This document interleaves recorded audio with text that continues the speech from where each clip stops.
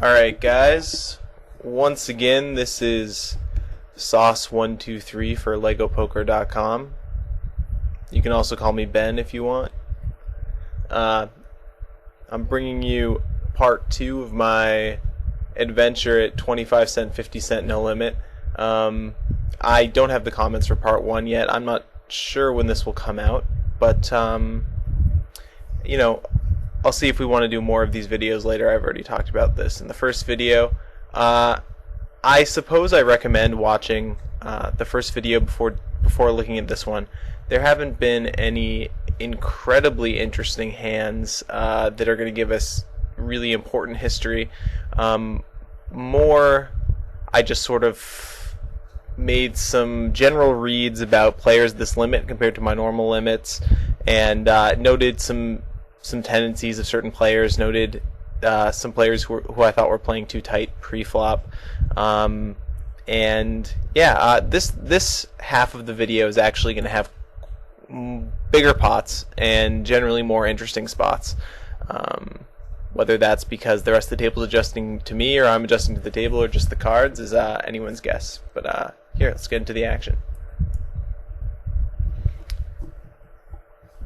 And again, the general theme of this video is going to be playing aggressive at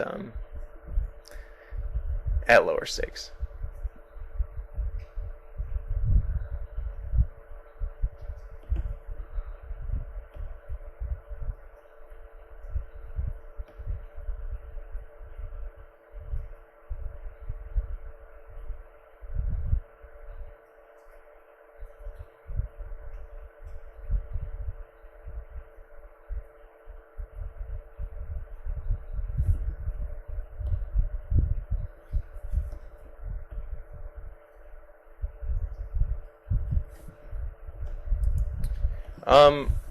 Flatting Queen Jack of Spades is probably standard for most of you guys.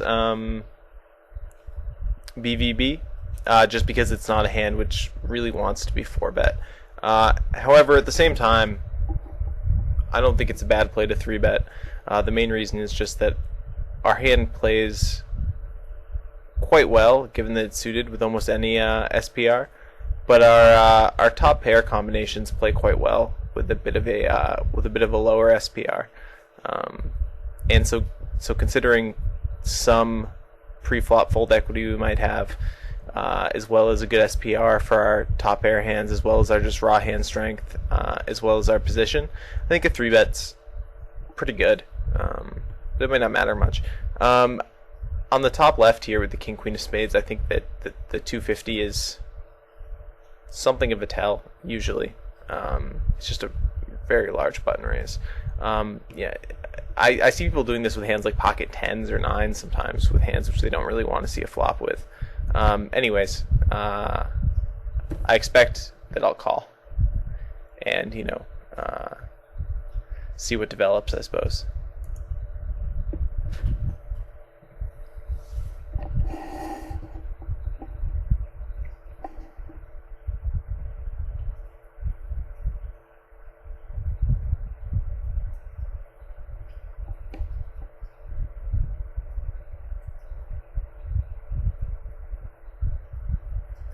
Yeah, I actually had to pause the recording and switch to my backup connection here because my internet connection is pretty rough sometimes. So I guess we will not see the conclusion to those hands, but I believe I would have called with the King Queen.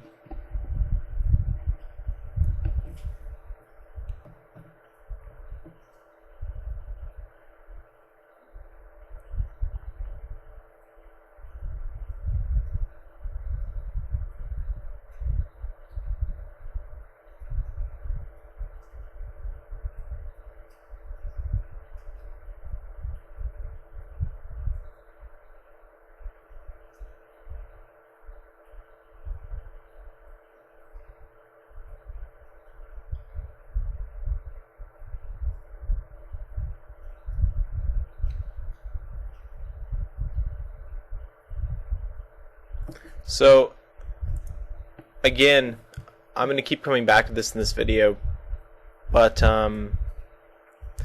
one thing I mentioned in the last video that I'm just going to reiterate is that if you're playing a limit where you have a huge number of games running at once, in this case for a 25-cent, 50-cent no limit, I'm sure you have on Stars and Full Tilt, close to 80, 100 games running at any given time, 6 max, and that can allow you to game select and also play a lot of tables. So you can play, 6 to 24 tables, and then game select and actually generally pick good tables. For that reason, I think you should. I like to borrow a concept that they use in professional gaming, professional video gaming, specifically like Pro StarCraft 2 matches, which is APM, actions per minute, and it's like a key stat, almost like batting average or something in baseball that's always referred back to, and it refers to how many actions per minute in the game each given player is able to make. And I think poker is you can use reasoning like that in poker as well. Sort of think of your own APM and how best to use it. And so what I would suggest is picking a number of tables such that you so that you come close to maximizing your big blinds won per hour rather than your highest win rate per table. So a good example here is on the top left. I'm opening the small blind with 8-6 offsuit, and I'm quite confident that this is going to be a profitable open against this specific big blind who looks to be a very tight multi-tabling regular. However, since I almost never flop anything because I have 8-6 offsuit, and since I can't seem to 3-bet because I have 8-6 offsuit, the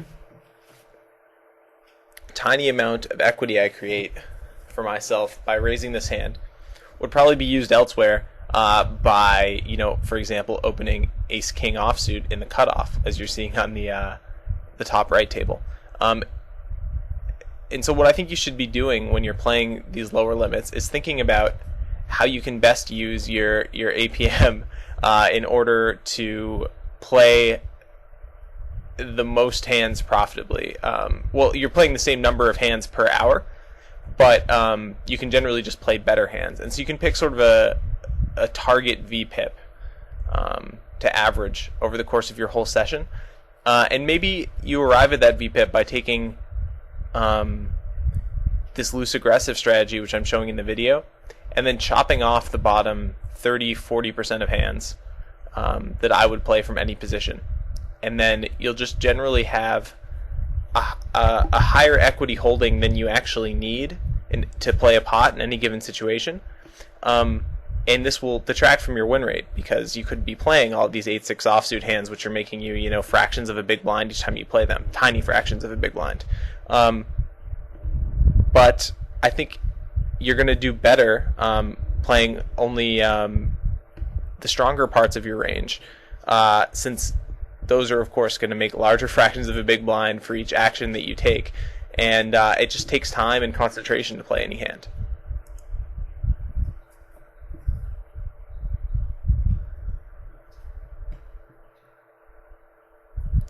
And I'm very used to playing marginal hands and squeezing any value that I can out of any situation, because typically at high stakes and nosebleeds, which are my main games, I'm playing between 1 and at most 4 tables, maybe 6 once in a great while.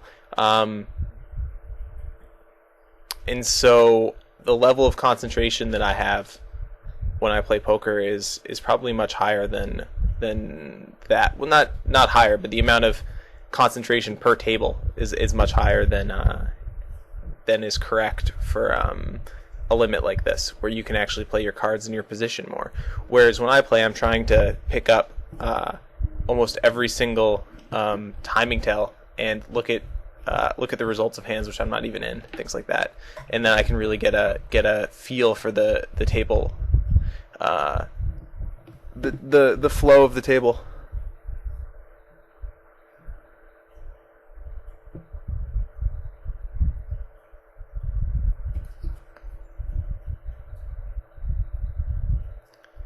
So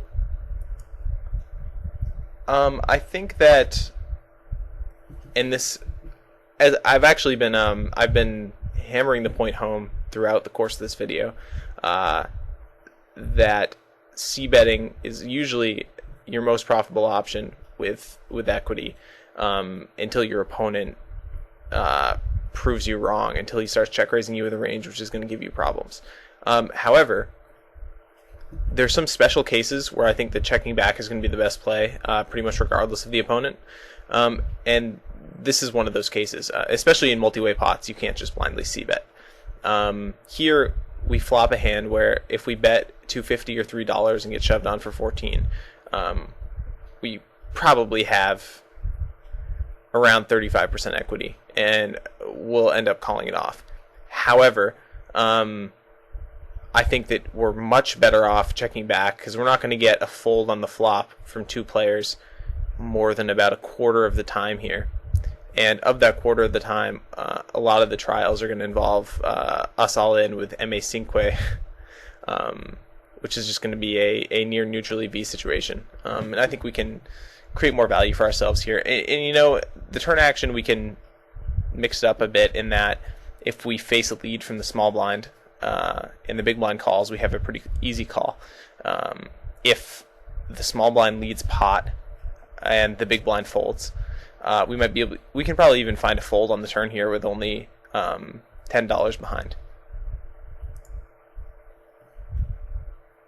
Although again, that would be a basically neutral EV spot. And here, getting a little bit better pot odds, I think we can barely call. I expect the small blind not to check raise the field particularly often. Although again, players are going to be somewhat erratic at these limits, and it wouldn't surprise me. And it looks like the small blind had a club draw himself, which I guess is kind of surprising. I would expect a turn lead, and I think a turn lead is certainly the best play.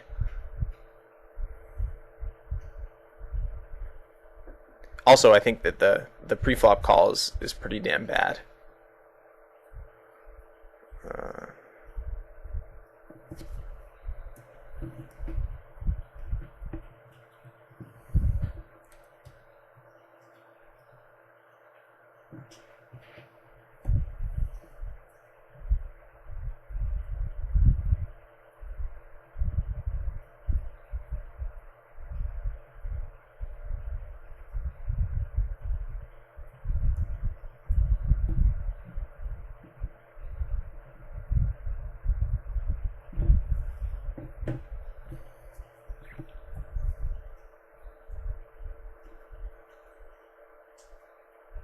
So this is interesting in that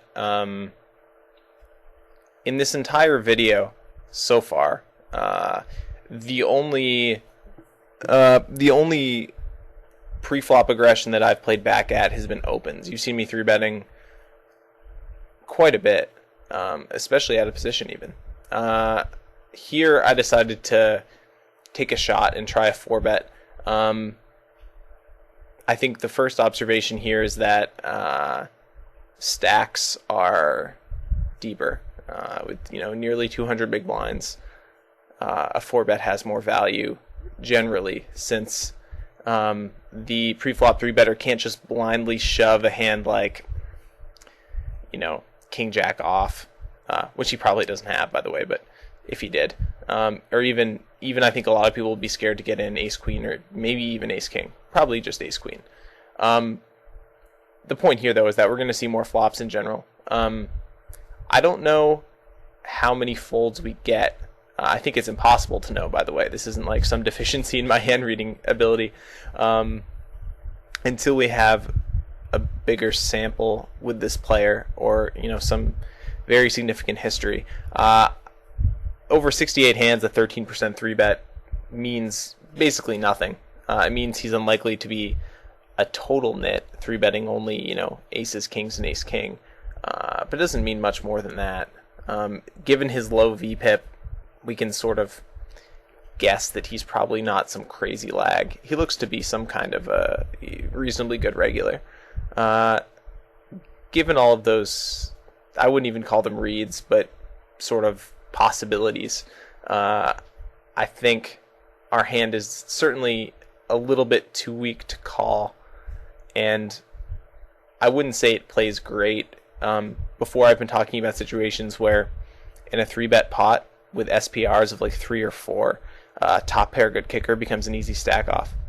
I think here in a 4-bet pot with an SPR of slightly under 4, about 3.5, I don't think a jack or a 10 for top pair is an easy stack off by any means, especially given the possibility of not just slow plays from aces and kings, but sort of scared calls from hands like jacks and queens, which don't really want to get it in for 200 big blinds. So I'll be flopping a lot of bluff catchers, or not pure bluff catchers, but a lot of sort of awkward made hands if I do see a flop. The good thing is that I'll be in position, so I can give myself some free cards. So my line will basically be to check behind most pair hands if we do see a flop, and I'll play any gutter or any open-ender very aggressively, and I'll also fire out a bluff on some of the boards which really hit my 4-bet value range, and that's just the obvious ones like ace-high boards, Broadway boards, not so much 3 Broadway boards, but 2 Broadway boards, things like that, king-high boards as well. Also, I mean, I think that this is a very marginal play. I think you could very easily just pitch this Jack-10 pre-flop without a second thought if you were playing more tables.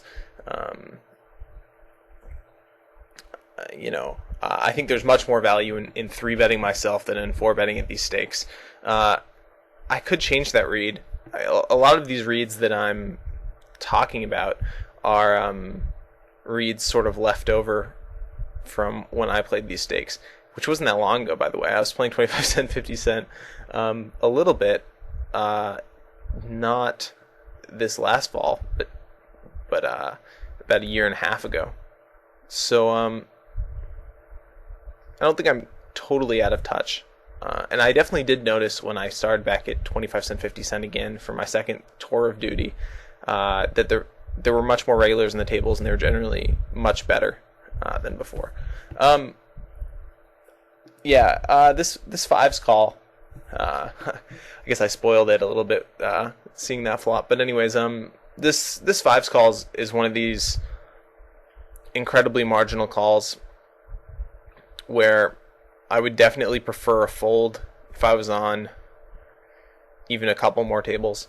The points in its favor are that obviously, my hand plays okay against an overpair. I don't mean has good equity. I mean plays okay.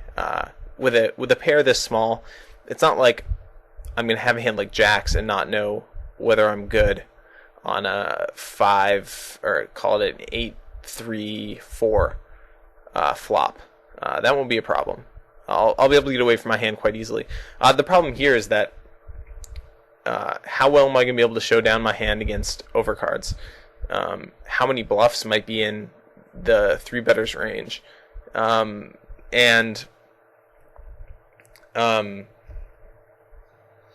Do I have enough implied odds against overpairs the times I do flop a set to pay for all the times when I'm going to have to be folding the flop? So it's actually quite a difficult hand to play, even getting 2-1. I don't mind my call.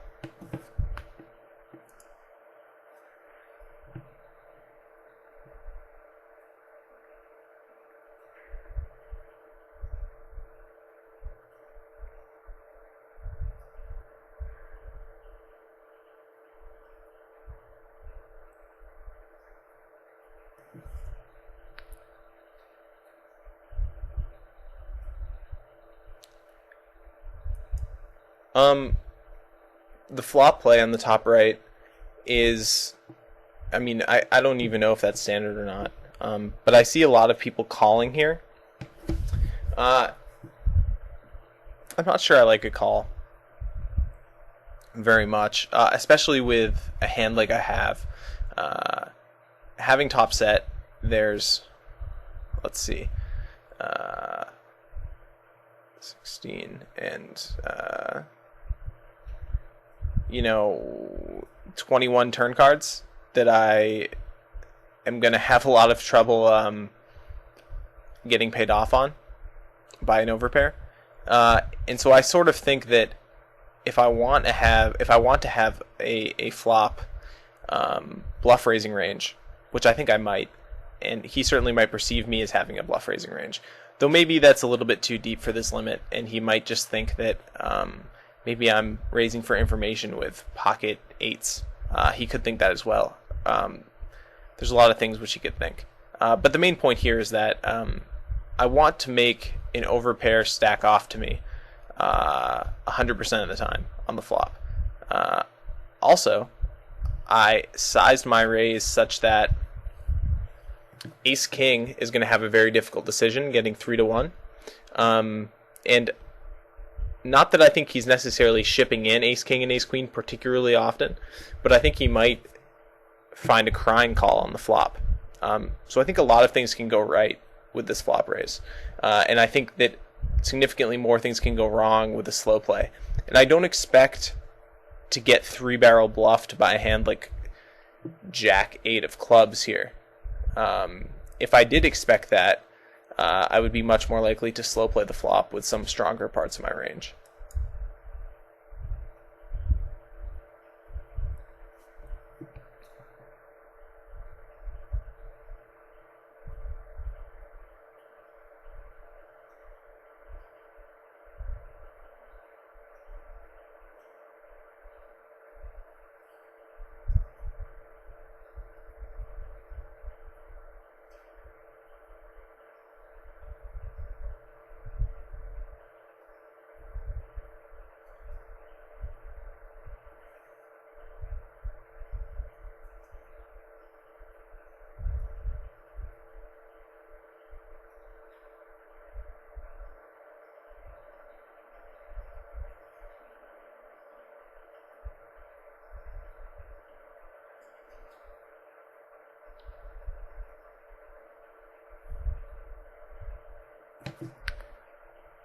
One other small consideration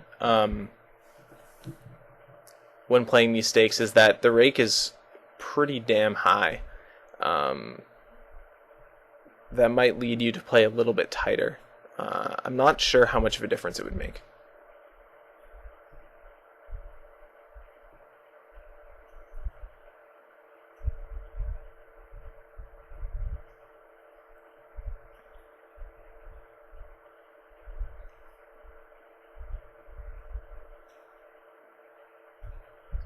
I mean, I'm thinking it would make a difference only on the very closest decisions. I mean, I've never really thought too hard about how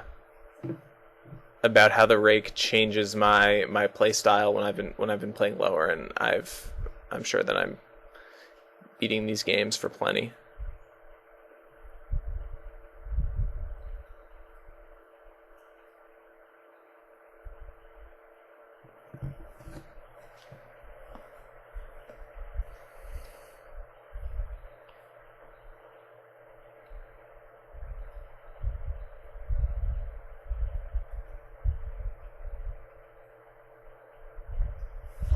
I probably would have continuation bet the king 8 hand for value, obviously. I don't mind a check behind either, but I don't really see the point of giving a free card to his range here.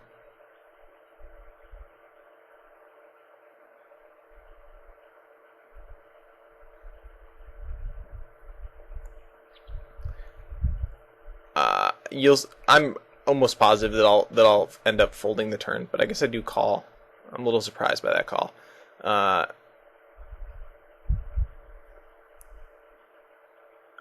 Maybe I had a little bit of a read. I think the river snap check maybe makes me more confident in my hand.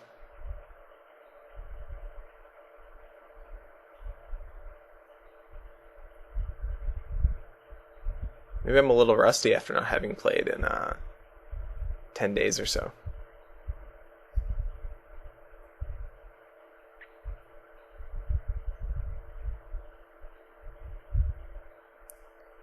I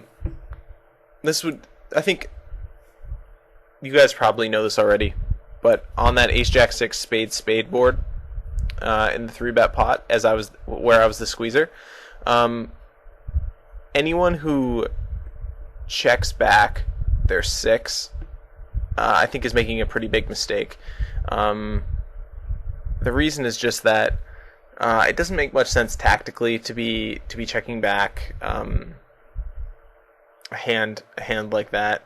The main reason is that if the turn is really anything besides a 3-6 or like deuce or jack or ace, and even if it is some of those things, we're not going to be able to call a bet really against a guy who we have no reads on. And so really our pair just adds some semi-bluff equity to our hand. And so our best line is just going to be to c-bet the flop, which is going to be profitable probably with napkins against a small blind flat call and then squeeze flat call range.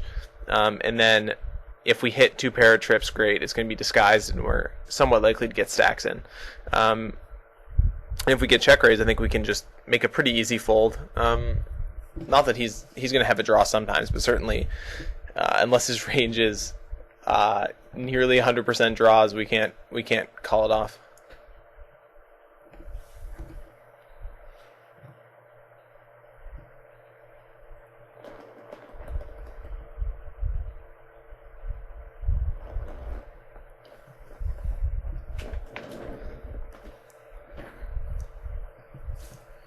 Of course, 3-betting aggressively is nice too when you actually have something and you've been making all of these marginal squeezes and things.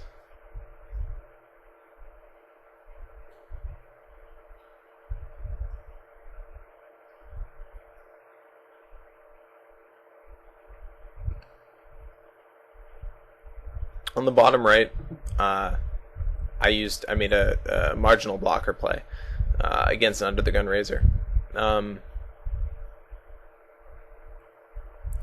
I don't think that that's a play you have to make by any means. Sometimes I'll just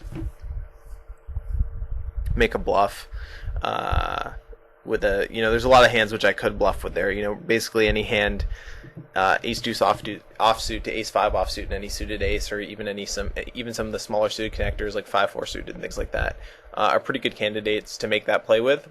And until I have reads about his under the gun opening range, there's no. I'll stop for a second. There's no reason why I have to make a bluff there. It's not like my strategy has to contain a bluffing range there.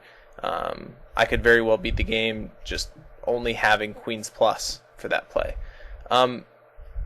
However, 3-betting in position I think is a pretty good play, and I think it's still quite unexpected in these lower stakes games to see someone 3-bet bluffing an early position raiser. Part of that's because they have a strong range, but I think another big part of it is just that it seems kind of suicidal. But the big thing is that I think I'm going to be able to make a lot of profitable bluffs post-flop when I get flat called. I think I'll get flat called quite a bit. I'll get a few folds, but I'll get more flat calls. And planning on, bluffing a couple streets usually.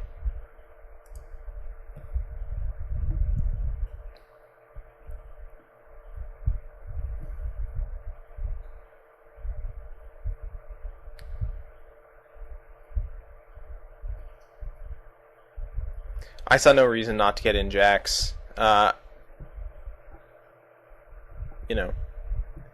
Occasionally I'll get it in bad, but for the most part, I think that the best play in a vacuum is just going to be to value bet, value raise rather, the strongest parts of my range. A quick note on the bottom left table. Queen 10 offsuit's definitely going to be a very standard call, even against this seemingly very tight player. The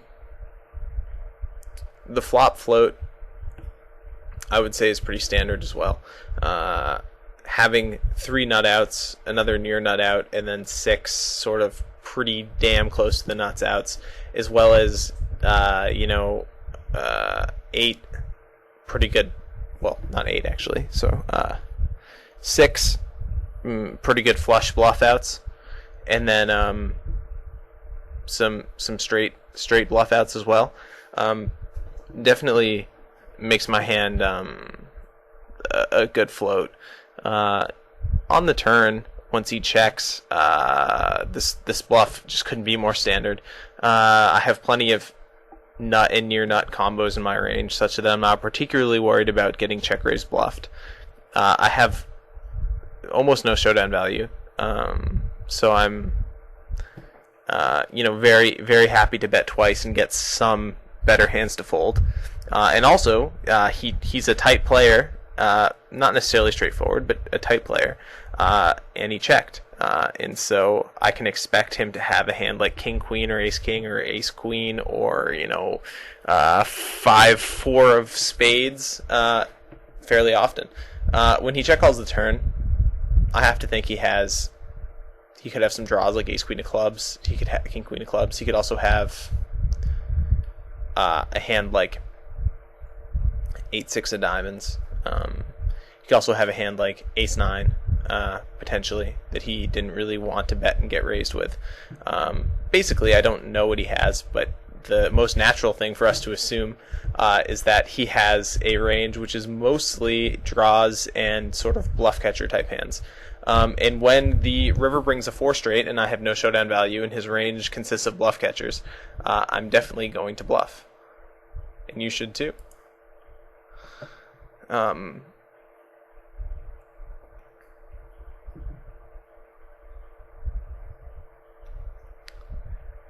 Oh, also, I know that it's become sort of trendy lately to overbet bluff in a spot like this on the bottom left, especially among some of the more high-stakes pros videos. I don't think that's a bad play at all, but I don't think that it's the most natural or the best play usually. The main reason is just the fact that I think we rep a ton of combos with any bet size really, and we don't have that many hands which we want to bluff with. I don't think our range necessarily needs an overbet. Although if our opponent's very call-y, maybe we should overbet with all of our range that we decide to bet the river with. But I think the strategy of just checking down medium 2 pairs and betting everything better is going to work fine against most opponents. On the bottom right, this Jack's holding is looking pretty weak against this min 5 bet, which happened almost insta against an unknown player. I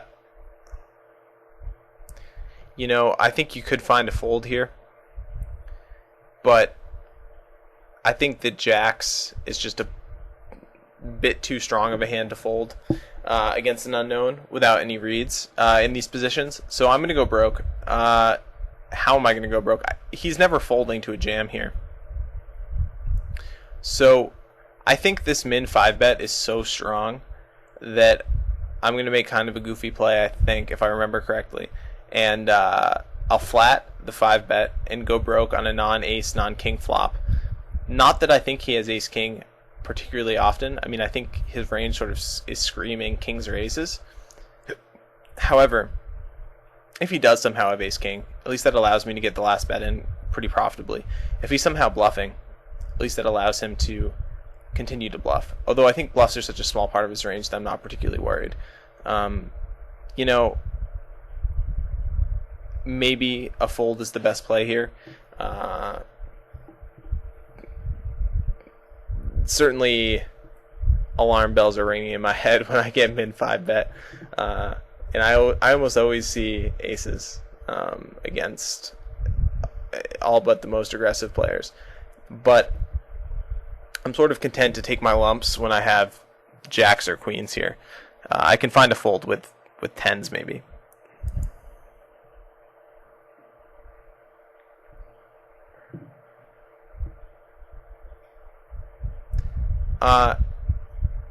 On the jack nine, I think that's a spot where I would typically keep. There's quite a few hands going on. I would typically keep value betting on at least the turn and maybe the turn in the river against what I would perceive as a tougher opponent, or one where I had more history or who was particularly loose pre-flop. The main thing is that I think that my jack nine of diamonds here is definitely not a 3-street hand. I'm not sure what line I like the best for 2 streets. I think bet check fold usually is okay. I also think bet check call check decide is okay, which is the line I decided to take. I'm getting in jacks obviously on the bottom right now, given my line, and on the top left, I have no idea what to put him on. In fact, I mean, the most natural thing to put him on is a hand like, I think, jacks or tens, or kings or aces, or maybe ace queen or king queen. If he's playing straight up. Given I hold 2 queens, you know what, in this spot I really had no idea, and that's just one of the things that is going to happen when you're playing a lower stake with a large player pool. I've only played 39 hands with the guy. I'm probably playing pretty straightforward here with whatever hand I hold. If I have ace 8, I'm probably going to call the flop and go broke on the turn. If it comes blank, and generally just play the SPR with my opponent. If he does somehow end up with all nut hands when he takes this line, I'm going to make the incredibly profitable adjustment of noting that and beginning to 3-bet him even more often, and then barreling the hell out of his check calling range, and generally just c-betting a ton.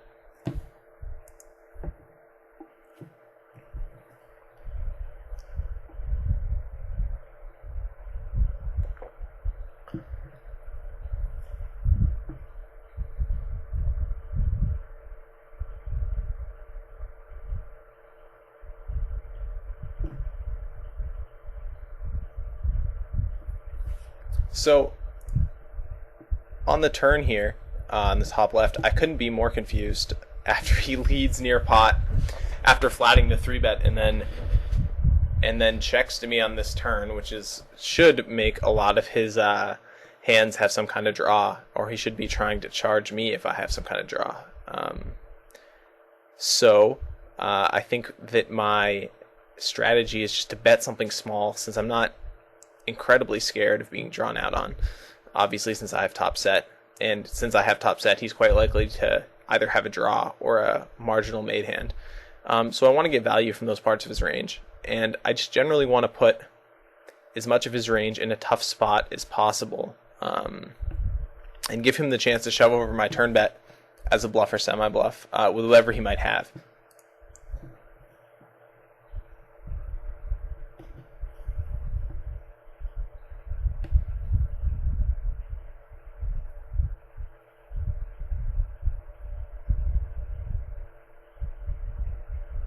And you'll see that this sets me up for a roughly a pot-sized river shove. The main reason here is that I want him to make him think that he has some fold equity on a turn check raise, which is why I made it so small.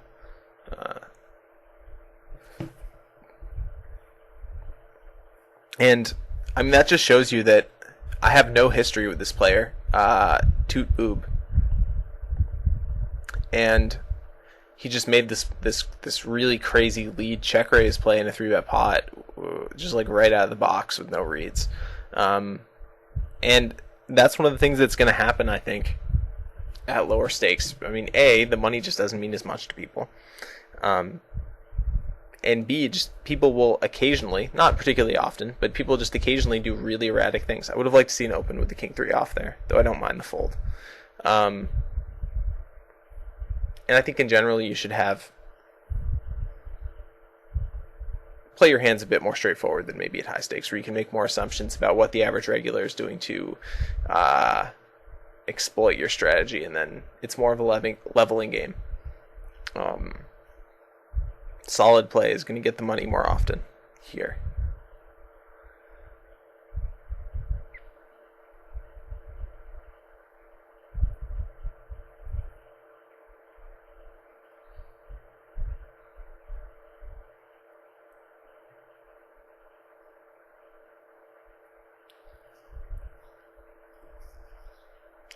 Sahen is playing 8-8 over 26 hands, so I decided to make a very, very loose steal. I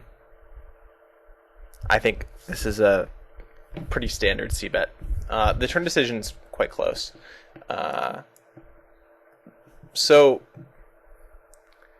this hand plays very, very awkwardly on this turn.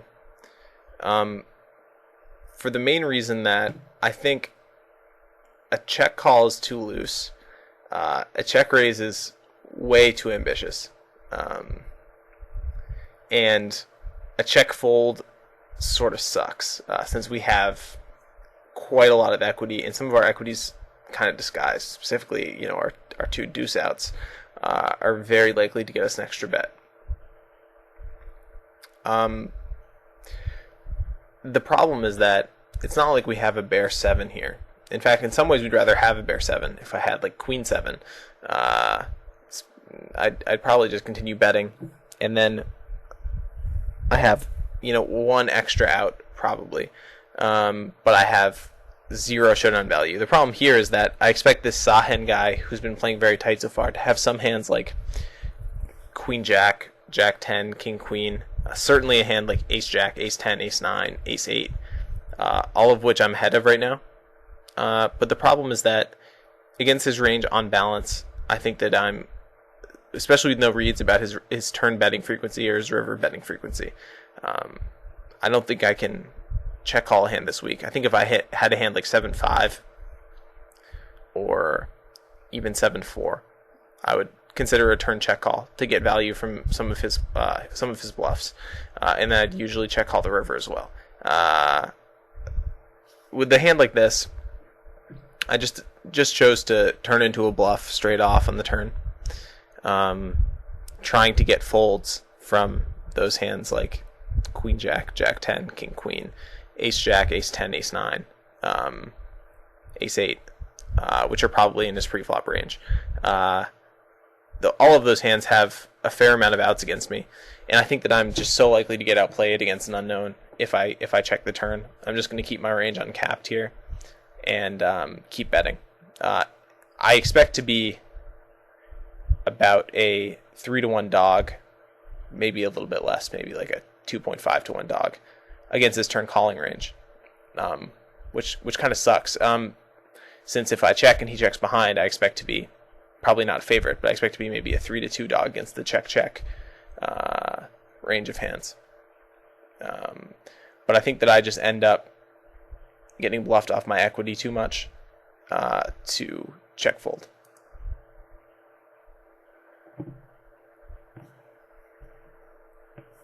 The ace is a pretty interesting card here.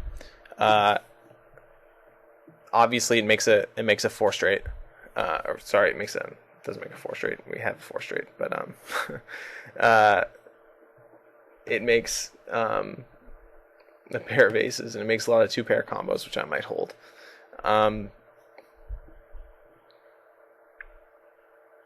Again, if he had a hand like ace 8 of spades, he's improved. I have no idea whether he'll fold an ace to a bet on the river. I suspect he'll probably fold a pair of 4s, 5s, or 6s to a bet on the river, and he has quite a few hands like that. Hands like king 5 of hearts, even king 5 of spades, might fold to a final bet. And so I think there's plenty of combos in his range such that I can make a I wouldn't call it a razor thin river bluff, but relatively thin river bluff.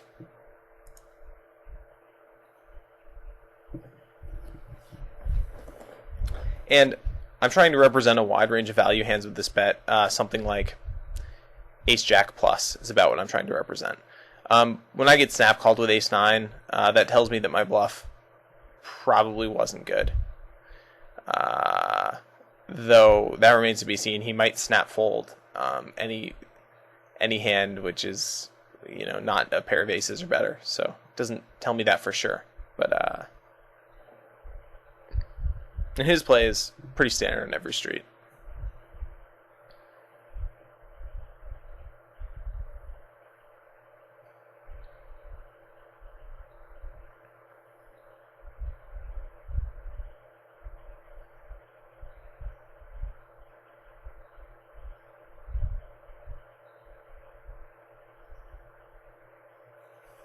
I keep hammering this point home, but I'm just going to say it again. When the preflop raiser checks to us on an Ace King 10 club board, I don't see any reason to check back a hand like Ace 5. The main reason is just that there's so many turn cards where we lose our action. I wouldn't say I think a smaller medium club doesn't really hurt our hand, in that he might have a lot of hands here like King Jack or King 9 or pocket jacks, which might have a club, and is probably going to continue if he makes a 4 flush. So I think we get quite a lot of action on the smaller clubs. There's also some pure bluffs you might have. Anyways, I think the standard play with this hand in position in this spot is just to bet the flop and the turn on blanks, and then check back the river usually. And I think that that's going to get us more value than any kind of bluff-inducing line.